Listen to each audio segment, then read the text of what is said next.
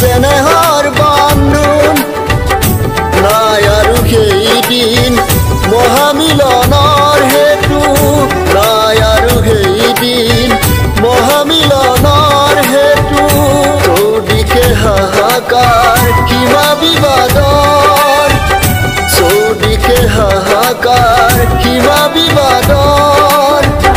নমস্কাৰ, মই ৰোহিণ ফুকনে সাংস্কৃতিক সমন্বয় যাত্ৰাৰ আন এটি খণ্ডলৈ আপোনালোকক স্বাগতম জনাইছোঁ। মই উপস্থিত আছোঁ বৰ্তমান শদিয়া সোণপুৰা একেবাৰে ভিতৰুৱা অঞ্চল নপতীয়া গাঁৱত। এই নপতীয়া গাঁৱৰে এজন শিল্পীৰ লগত মই আগৰ খণ্ডটোত পৰিচয় কৰাই দিলোঁ। এতিয়া এই অঞ্চলৰে আন এজনকে শিল্পীৰ ঘৰত উপস্থিত হৈছোঁহি। প্ৰথমে মই শিল্পীজনৰ ঘৰখন আপোনালোকক দেখাই ল'ব বিচাৰিছোঁ। এইখনেই হৈছে সেই শিল্পীজনৰ ঘৰ, যাৰ সৈতে মই আপোনালোকক চিনাকি কৰি দিবলৈ বিচাৰিছোঁ। এয়া এতিয়া আহকচোন তেওঁৰ লগত চিনা পৰিচয় হওঁ আৰু তেওঁৰ মনৰ কথা জানিবলৈ চেষ্টা কৰোঁ। নমস্কাৰ। নমস্কাৰ। প্ৰথমতেই আমাৰ দৰ্শকক আপোনাৰ পৰিচয়টো দাঙি ধৰক। মোৰ নাম শ্ৰী নলেশ্বৰ সোণোৱাল। মই শদিয়া সোণপুৰা নপতীয়া গাঁৱৰ। হয়, আপুনি বিশেষকৈ কিহৰ লগত জড়িত হৈ আছে? মই গীত গাই ভাল পাওঁ, তাৰপিছতে এনে খেতি বাতি কৰোঁ। হয়, আৰু খেতি বাতিৰ লগতে আপুনি সংগীত চৰ্চাও কৰি গৈছে নহয় জানো? ইয়াৰ আগতে মই এখেতৰ গীত এফাকি আপোনালোকক শুনাইছিলোঁ। এই গীতটো তেখেতৰ কণ্ঠত বাণীবদ্ধ হোৱা প্ৰথমটো গীত, আৰু সেইটোৱে প্ৰথম নে সেইটোৱে শেষ নে আৰু গীত আছে তেনেকুৱা আপোনাৰ? মোৰ আৰু নাই, তথাপি মনত আশা এটা আছে গাবলৈ। আপুনি এই গীতটো কেইবছৰমানৰ আগতে আপুনি বাণীবদ্ধ কৰিছিলে? হ'ল এবছৰ বেছিয়ে হ'ল নেকি। আচ্ছা আচ্ছা। বৰ্তমান আৰু এনেকুৱা কিবা সংগীত জগতক আগবাঢ়ি যাবৰ বাবে বা তেনেকুৱা কিবা প্ৰয়াস চলাইছে নে একেবাৰে সংগীত জগতখনৰ পৰা একেবাৰে আঁতৰি থাকিব বিচাৰিছে? আপুনি মনৰ কথাখিনি দৰ্শকৰ আগত এবাৰ কৈ দিলে ভাল লাগিব। মই আকৌ গাম বুলি ভাবিছোঁ গোৱাটো। হয়, একেবাৰে কৰি নাই দিয়া।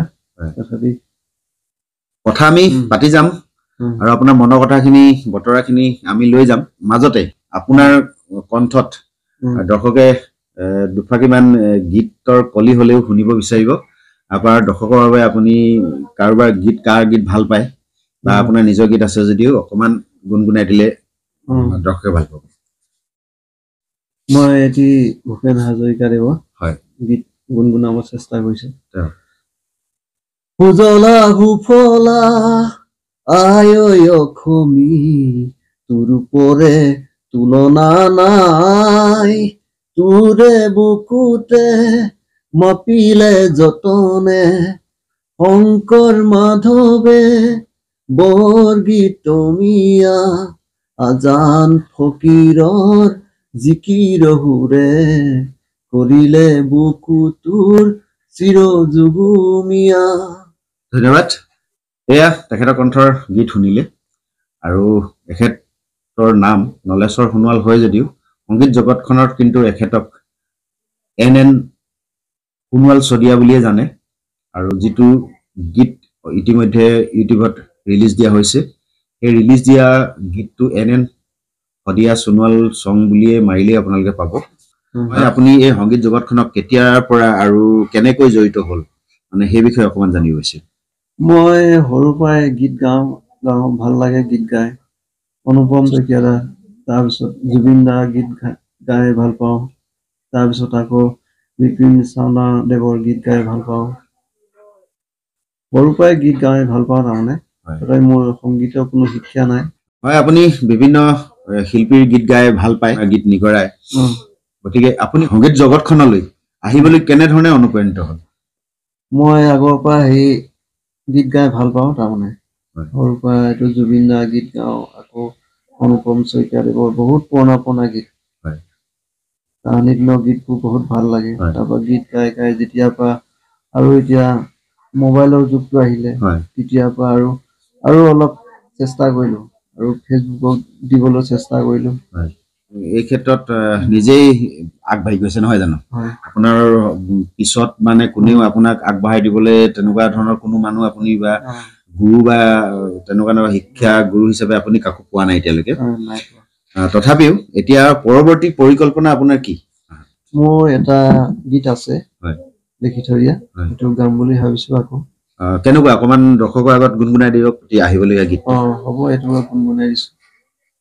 ব্ৰহ্মপুত্ৰ বৈ যায় সাগৰৰ বুকুলৈ, মোৰ মৰমে বৈ যায় তোমাৰে কাষলৈ, নাযাবা পাহৰি, নাযাবা আঁতৰি, নাযাবা পাহৰি, নাযাবা আঁতৰি, তই নহলে মই জীয়াই থাকিম কেনেকৈ, তই নহলে মই জীয়াই থাকিম কেনেকৈ। ৱাহ, সুন্দৰ এটি ৰোমান্টিক গীত। নিশ্চয় এইটো গীত বাণীবদ্ধ কৰিলে ৰাইজে আঁকোৱালি ল'ব, মই আশা কৰিছো। আৰু ৰাইজ আপোনালোকে গীতটো কেনেকুৱা পালে কমেণ্টত জনাব। আপোনালোকে ৱেইট কৰিছে নে গীতটো তেওঁৰ পৰা শুনিব বিচাৰে নাই তাৰো কমেণ্টত জনাব, তেখেত উৎসাহিত হ'ব।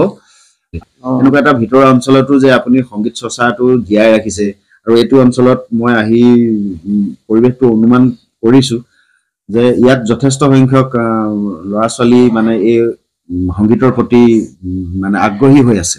ল'ৰাখিনিক কিবা আগুৱাই নিয়াৰ আপোনাৰ কিবা পৰিকল্পনা বা কিবা মনতে কিবা ভাবে নেকি?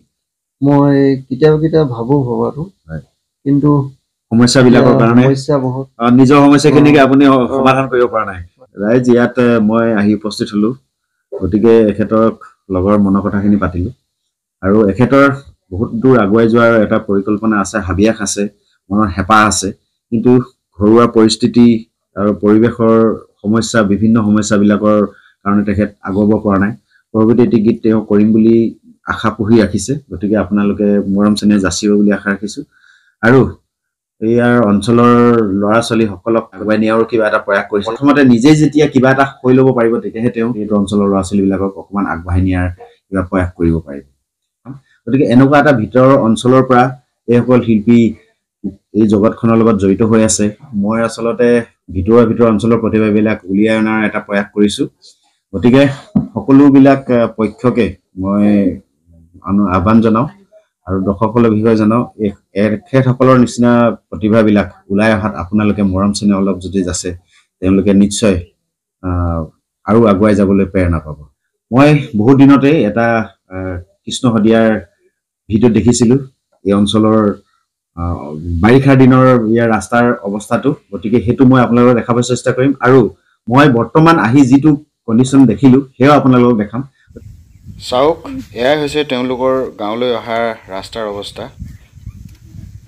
গতিকে এনেকুৱা এটা ভিতৰৰ অঞ্চলৰ পৰা এইসকল শিল্পী এই জগতখনৰ লগত জড়িত হৈ আছে।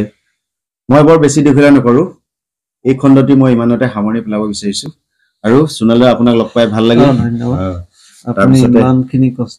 কষ্ট নহয়, একচুৱেলি মই এনেকুৱা ভিতৰৰ অঞ্চলবিলাকত গৈ সেই প্ৰতিভাবিলাকৰ লগত মই অন্ততঃ চিনি পাবৰ কাৰণে এটা প্ৰয়াস কৰিছো, আৰু মই এটা প্ৰচেষ্টা চলাইছো সদৌ অসম ভিত্তিত এটা সাংস্কৃতিক সংগঠন গঢ় দিবলৈ, যাতে উজনিৰ পৰা নামনিলৈ গোটেই শিল্পীখিনি এখন মঞ্চত আমি থিয় দিব পাৰো, তেনেকুৱা এটা প্ৰয়াস কৰিছো। গতিকে মই সকলোবিলাকক আহ্বান জনাইছো যে মোৰ এই প্ৰয়াসৰ প্ৰতি আপোনালোকে সকলোৱে সহায় কৰক। এই অসমৰ শিল্পীবিলাক এখন মঞ্চত আমি মিলিত হওঁ, গতিকে এই প্ৰয়াসক আপোনালোকে সকলোৱে মানে সহায় জনাব বুলি মই আশা ৰাখি আজি খণ্ডটি মই ইমানতে সামৰণি মাৰিলো।